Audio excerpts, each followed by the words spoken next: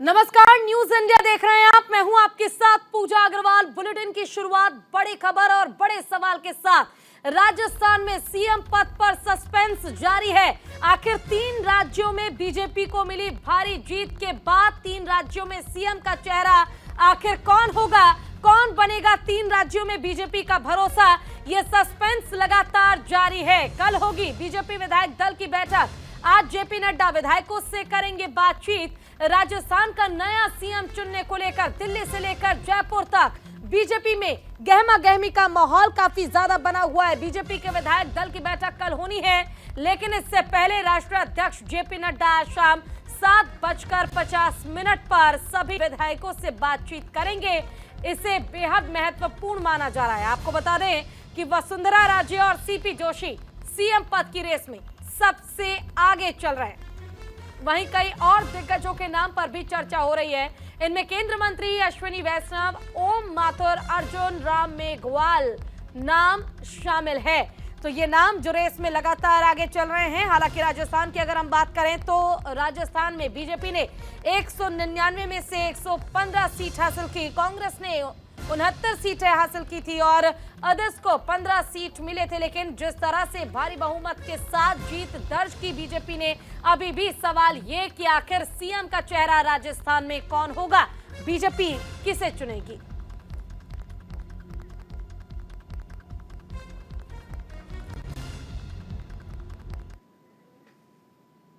चलिए, इसी पर ज्यादा जानकारी के लिए हमारे साथ हमारे संवाददाता दीपक चावला जुड़ गए हैं लाइव।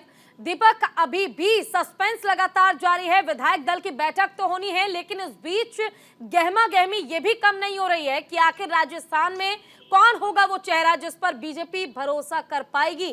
2024 चुनाव भी अभी बाकी है।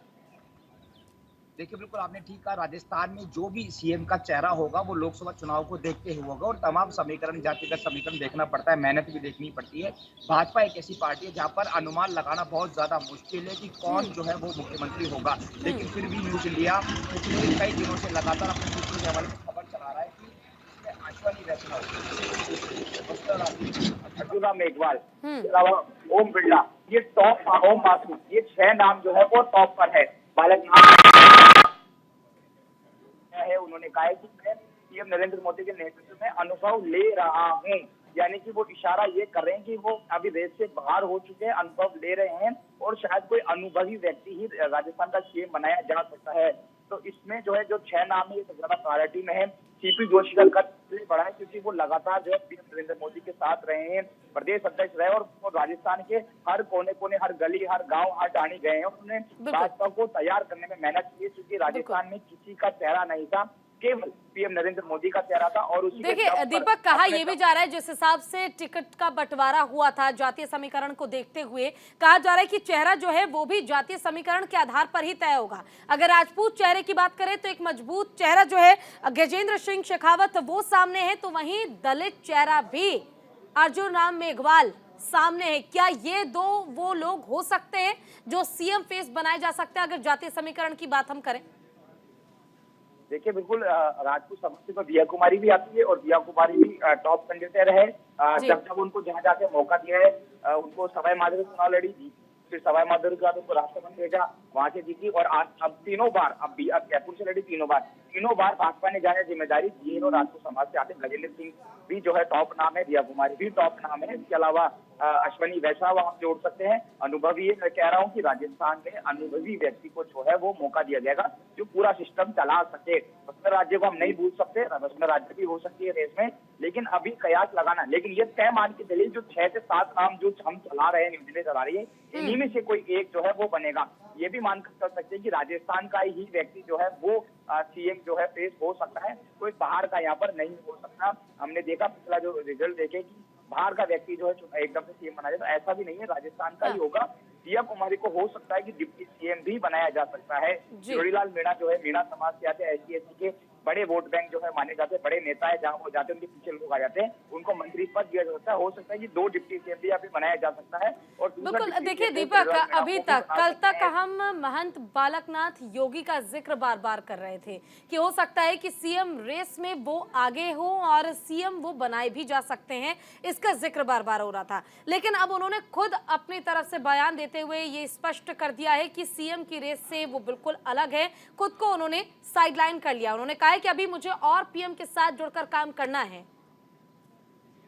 बिल्कुल, आपने ठीक कहा। देखिए, राजनीति में जो दिखता है वो होता नहीं, जो नहीं दिखता वो होता है। जिसको दिल्ली बुलाया जाता है ना, उसको ये स्पष्ट नहीं है, क्लियर नहीं है कि वो सीएम बनेगा, क्योंकि हो सकता है उनका विरोध हो, उनको समझाने के लिए बुलाया गया हो। तो बालकनाथ का नाम चल रहा था, सोशल मीडिया पे चल रहा था। योगी जैसी छवि उनमें दिखती है, हमेशा भगवा वस्त्र धारण कर रहे होते हैं। योगी जैसी पर्सनैलिटी है, इसलिए लोग चाहते हैं कि बाबा बालकनाथ बने। लेकिन मैंने कहा कि अनुभवी व्यक्ति, अनुभव को देखना पड़ेगा, जिसको सिस्टम समझता है, पूरे ब्यूरोक्रेसी सिस्टम चलता है, योजनाएं चलानी होती, पूरा स्टेट चलाना होता है। अनुभव के हिसाब से वो हो सकता है कि वो भगवाधारी है और काफी उनकी फैन फॉलोइंग है, लेकिन अनुभव में वो बहुत पीछे है। अनुभवी व्यक्ति को राजस्थान की कमान है वो संभाली जाएगी।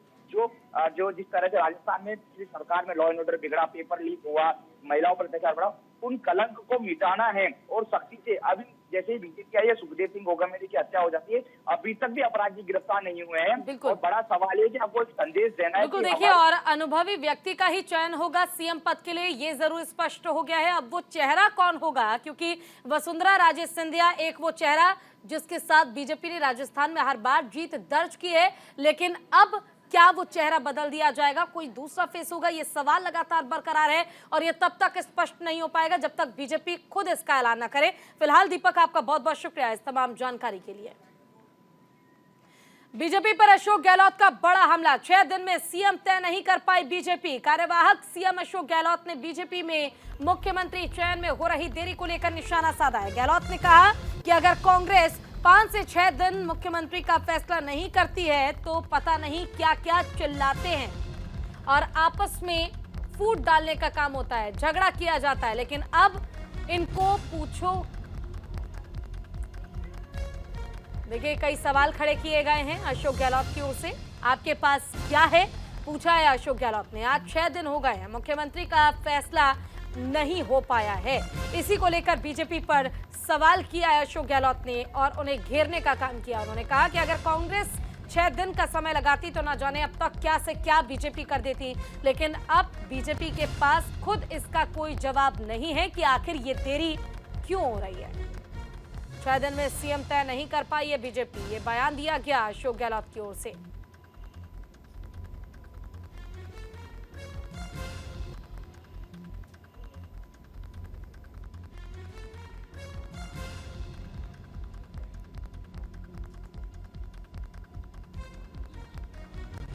बड़ी खबर आपको बता रहे हैं, राजस्थान में सीएम का चेहरा आखिर कौन होगा, बीजेपी की ओर से ये देखने वाली बात है। और इसी बीच अशोक गहलोत ने भी बयान दिया। उन्होंने कहा कि अगर कांग्रेस अब तक ये तय नहीं कर पाती कि कौन होगा चेहरा, कौन बनेगा सीएम, तो बार बार बीजेपी ये कहती कि अंतर कलह चल रहा है, इनकी अंदरूनी फूट है, जिसका ये प्रभाव है कि ये सीएम चेहरा तय नहीं कर पा रहे। लेकिन बीजेपी का क्या, आखिर कोई इनसे पूछे कि बीजेपी अब तक क्यों सीएम फेस तय नहीं कर पाई है, क्यों अभी तक इतना समय लग रहा है।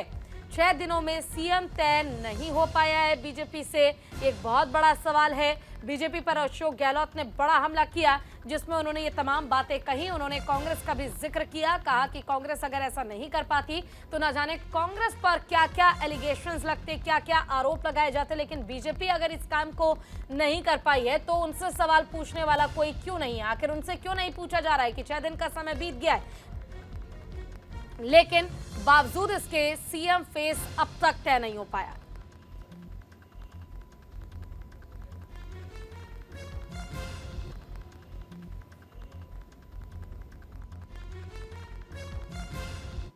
तो देखिए, छत्तीसगढ़ में सीएम पद पर सस्पेंस जारी है। अरुण साव और विष्णुदेव साय रेस में सबसे आगे हैं।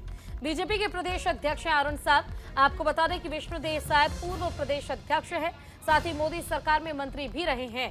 तो राजस्थान की स्थिति ऐसी नहीं है, बल्कि छत्तीसगढ़ की भी स्थिति ठीक ऐसी ही है, जहां पर सीएम फेस कौन होगा इसका आंकलन बीजेपी लगातार कर रही है और ये सवाल अभी भी बरकरार है। लेकिन वहां पर अरुण साव और विष्णुदेव साय के बीच मुकाबला जारी है कि आखिर इन दोनों में से कौन बनेगा मुख्यमंत्री।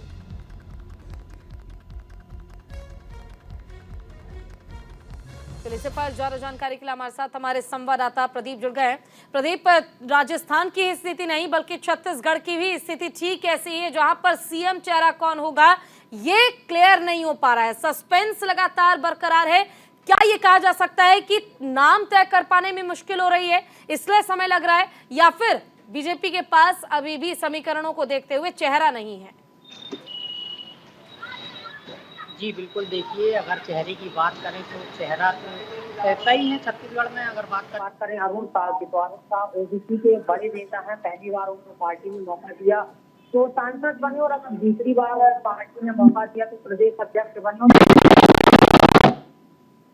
और वहां से उन्होंने विधानसभा का चुनाव लड़ा और विधायक बने और बड़ी जीत हासिल की। और अब अगर पार्टी उनको मौका देती है तो मुख्यमंत्री भी बन सकते हैं। देखिए ओबीसी की बात करें तो छत्तीसगढ़ में ओबीसी काफी फैक्टर माना जाता है। तो देखिए ओबीसी को लेकर अरुण साव का नाम एकदम आगे चल रहा है। अगर वहीं आदिवासी की बात करें तो आदिवासी में विष्णुदेव साय हैं, काफी एक्सपीरियंस है उनके पास, क्योंकि देखिए 3 बार के विधायक रहे हैं, 4 बार के सांसद भी रहे हैं और साथ में मोदी कैबिनेट में मंत्री भी रहे हैं और प्रदेश अध्यक्ष भी रहे हैं बीजेपी के। तो देखिए अगर आदिवासी चेहरे की बात करें तो आदिवासी में विष्णुदेव साय एक बड़ा चेहरा है। तो देखिए और छत्तीसगढ़ आदिवासी बहुल क्षेत्र माना जाता है। तो देखिए ऐसे में क्या है, अभी सस्पेंस बरकरार है और छत्तीसगढ़ की जनता को सभी को बहुत ही बेसब्री से इंतजार है कि कब। चलो ठीक है, अब देखना होगा कि छत्तीसगढ़ में किसे चुनती है बीजेपी। आपका फिलहाल बहुत बहुत शुक्रिया इस तमाम जानकारी के लिए। आपको सीधे लिए चलते हैं उत्तर प्रदेश के गोरखपुर, जहां पर सीएम योगी आदित्यनाथ मौजूद है। क्या कह रहे हैं सुनिए। उनको उसकी इनकम से पैसा मिलता रहेगा, इस पैसे का उपयोग यहाँ पर इससे जुड़े हुए जो डेलीगेट्स होंगे और आम जनता की सुविधा के लिए यह फेडरेशन इसका बेहतर उपयोग कर पाएगा। भाइयों बहनों, आप सब जानते हैं सहकारिता आंदोलन वास्तव में भारत की मूल विकास की आत्मा रही है। जिन राज्यों ने सहकारिता की वास्तविक महत्व को समझा वे राज्य विकास की दौड़ में काफी आगे निकल गए, लेकिन जिन राज्यों ने इसकी उपेक्षा की या गलत लोग इसमें हावी हो गए वे राज्य विकास की दौड़ में पिछड़ गए। राज्य के पिछड़ने का मतलब हर व्यक्ति की प्रति व्यक्ति आय में कमी आना, लोगों के चेहरे की खुशहाली को दूर करने की एक सवालपूर्ण चेष्टा, और यह उत्तर प्रदेश जैसे राज्य में हुआ एक सवालत के तहत हुआ। जिन राज्यों ने सहकारिता आंदोलन को मजबूत किया वे राज्य विकास में काफी आगे बढ़ गए। लेकिन हम सब आभारी हैं प्रधानमंत्री मोदी जी के, जिन्होंने सहकारिता के इस महत्व को ध्यान केंद्रित करते हुए पूरे देश के अंदर फैलाने का प्रयास किया। और आज भारत सरकार ने सहकारिता को भी एक मंत्रालय के रूप में गठन करते हुए देश के गृह मंत्री अमित शाह जी को ही इस मंत्रालय का दायित्व दिया है। और सहकारिता आंदोलन आज देश के अंदर तेजी के साथ फैलता हुआ दिखाई दे रहा है। इस सहकारिता सबकी सहभागिता से विकास के नए नए आयाम स्थापित कर रहे हैं और इस कार्यक्रम को बहुत बेहतरीन तरीके से आगे बढ़ाया जा सकता है। यह किसी भी प्रकार की नौकरशाही से मुक्त आम जन की सहभागिता से उनके द्वारा चुने गए डायरेक्टर होंगे, उनके द्वारा चुने गए सभापति होंगे। तो वहीं हरियाणा के सीएम मनोहर लाल ने बड़ा बयान दिया है। मध्य प्रदेश में सीएम के चयन को लेकर बयान दिया। सोमवार को नामों को लेकर बैठक होगी। मध्य प्रदेश के पर्यवेक्षक है सीएम मनोहर लाल। तो ये इस वक्त की बड़ी और अहम जानकारी मध्य प्रदेश को लेकर खुद हरियाणा के सीएम मनोहर लाल ने, जो कि बीजेपी की तरफ से पर्यवेक्षक बनाए गए हैं, उन्होंने कहा है कि सोमवार को हम नाम का ऐलान कर देंगे। आज शनिवार, कल रविवार और उसके बाद परसों सोमवार का इंतजार सभी को है। जब ये तय होगा कि आखिर कौन वो चेहरा है जिस पर सहमति बनी है बीजेपी की, कौन बनेगा मध्य प्रदेश का सीएम। क्या शिवराज सिंह चौहान रिपीट होंगे या चेहरा बदल दिया जाएगा?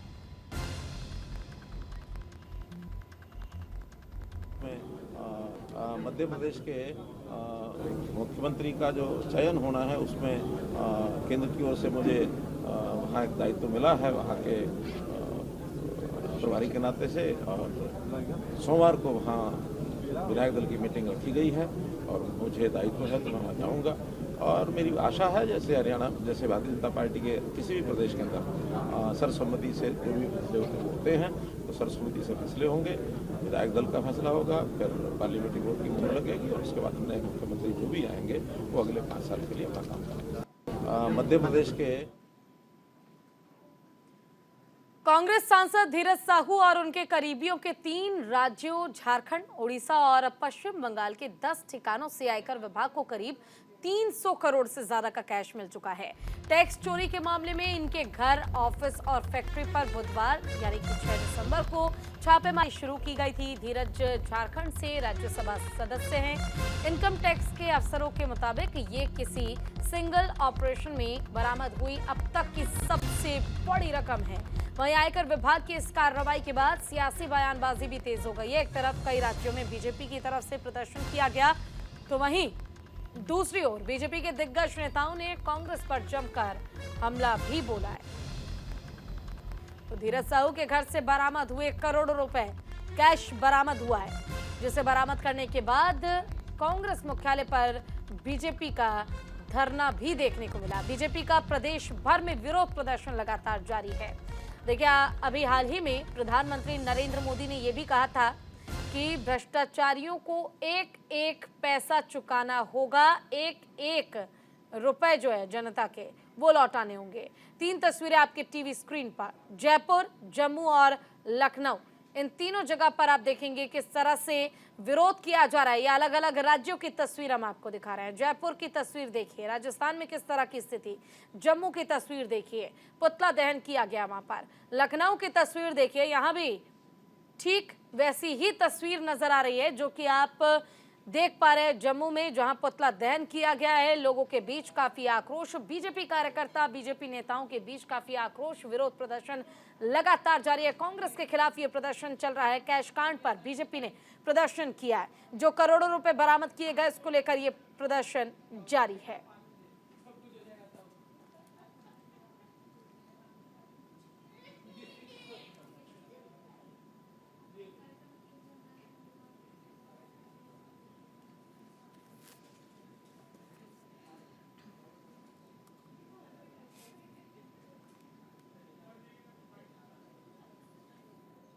कांग्रेस के सांसद पर जो छापे पड़े, अगर आप देखिए उनके और उनके नज़दीकियों के पास 220 करोड़ से ज़्यादा का धन, नोटों की गड्डियाँ 9 अलमारियों से लेकर कई कमरों तक भरी पड़ी मिली हैं। मशीनें हाफ गई, मशीनें गर्म हो गई। 32 बैंक के अधिकारी भी कम पड़ गए, लेकिन नोटों की गड्डियाँ ख़त्म नहीं हुई। ये कांग्रेस के एक भ्रष्ट एमपी से इतना पैसा मिला है। और कांग्रेस तो भ्रष्टाचार की जननी है। नेहरू जी के समय से लेकर राजीव जी, इंदिरा जी और फिर सोनिया जी और राहुल जी तक कांग्रेस के भ्रष्टाचार की चर्चा देश और दुनिया में है। अगस्ता वेस्टलैंड से लेकर एजेएल तक ये इनके भ्रष्टाचार के मामले, बोफोर्स से लेकर जीप घोटाले तक, ये नेहरू गांधी परिवार और कांग्रेस पार्टी के भ्रष्टाचार के चर्चे लगातार बाहर आते। राहुल गांधी से पूछिए ना, ये मोहब्बत की कौन सी दुकान है? वो देश में मोहब्बत की दुकान खोज रहे थे ना, तो ये 250-300 करोड़ रुपया मिला है कैश कांग्रेस के एक एमपी के अपने और परिवार के बिजनेस प्रमाइसेस से। तो राहुल गांधी जी, ये मोहब्बत की कौन सी दुकान है? भ्रष्टाचार की मूर्ति है कांग्रेस पार्टी। और इंडिया गठबंधन में आपने देखा बंगाल में कितने 100 करोड़ रुपए मिले, मिलते चले जा रहे हैं, मंत्री जेल में जा रहे हैं, फिर भी कोई सोच नहीं। ईडी और सीबीआई का इतना हल्ला करते थे, अभी तीनों प्रदेश की जनता ने क्या जवाब दिया? तो मोदी जी का आह्वान था भ्रष्टाचार पर कार्रवाई, उसको देश साथ खड़ा है। प्रधानमंत्री नरेंद्र मोदी के वोकल फॉर लोकल अभियान को सार्थक बनाने के लिए देश भर में लोग जुटे हुए हैं। वोकल फॉर लोकल के लिए गुजरात के बनासकांठा में एक प्रदर्शनी खोली गई।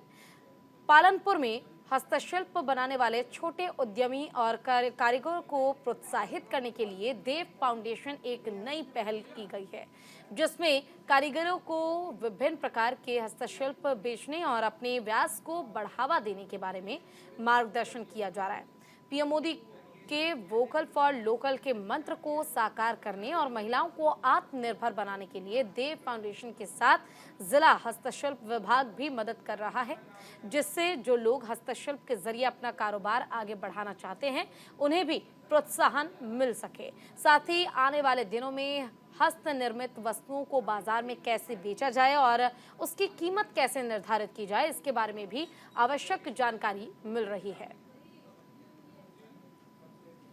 आज रोज पालनपुर में देव फाउंडेशन और सिडबी द्वारा माननीय प्रधानमंत्री श्री मोदी साहेबना वोकल फॉर लोकलना मंत्र ने खरेखर सार्थक करीए ए प्रमाणे अपना आजूबाजू में अपने रोज जोता एवी वेस्ट वस्तुओने बेस्ट बनाई અને એ બેસ્ટ બનાવેલી વસ્તુને આ લોકો દ્વારા વ્યવસ્થિત પ્રોપર માર્કેટિંગ કરીને વસ્તુ લોકો સુધી પહોંચે અને લોકોને ગમે એ રીતે બનાવી અને લોકો સુધી મૂકવાનો આ લોકોએ પ્રયત્ન કર્યો છે।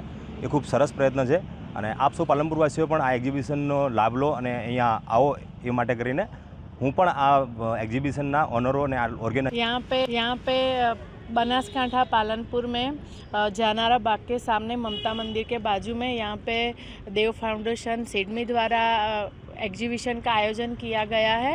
वहाँ पे कोकोनट ऑयल, फिर बम्बू में से कोई चीज़ बनानी हो और ऐसे जो हस्तकला जैसे बनाते हैं वो लोग को यहाँ पे देव फाउंडेशन ने स्टेज दिया है, कैसे बनाते हैं और कैसे लोगों के द्वारा हम सेलिंग करें वो हम लोगों को उन्होंने स्टेज दिया है। तो मैं उनको आभार मानती हूँ कि ऐसे हमको हेल्प करते रहे और हम ऐसे ही सिडबी और EDII के सहयोग से बनासकांठा के पालमपुर की जगह पे 3 दिवसीय एक एग्जीबिशन का आयोजन किया गया है यहाँ पे। और इस एग्जीबिशन में पेच वर्क के क्राफ्ट वाले, सूप भरत काम वाले, कोकोनट कॉयल है, पश्चिम मोती काम है, वैसे अलग अलग क्राफ्ट के आर्टिजन को यहाँ एकत्रित किया गया है। और जो लोकल फॉर वोकल का जो हेतु है वो आर्टिजन अपना क्राफ्ट पे स्वावलंबन प्राप्त करे किए जाए, वैसा एक ऐसा सिडबी द्वारा एक ऐसा यहाँ पे आयोजन किया गया है। चलिए जयपुर से इस वक्त की बड़ी खबर आपको बता दें। गोगा मेडी हत्याकांड में पहली गिरफ्तारी, शूटरों को मदद करने वाला गिरफ्तार किया गया। पुलिस ने रामवीर को किया गिरफ्तार।